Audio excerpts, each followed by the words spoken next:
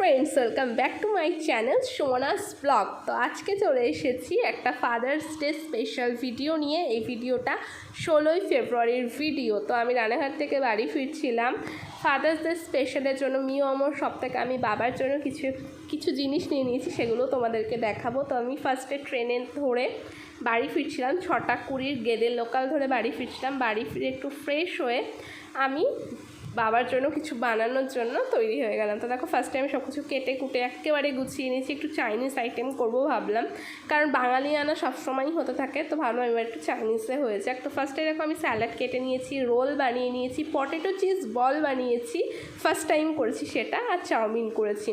আর মিও আমার সব থেকে যেটা এনেছিলাম সেটা হচ্ছে কেক এনেছিলাম, একটা মিনি বার্গার, আর একটা কী যেন এনেছিলাম আমার মনে পড়ছে না। তো মিও আমার সব থেকে আমাকে কেকের সাথে একটা কার্ড দিয়েছিল ফাদার্স ডে স্পেশাল হিসাবে। সেই কার্ডটা আমি বাবাকে গিফট করছিলাম, তো বাবাও সেটা দেখছিল।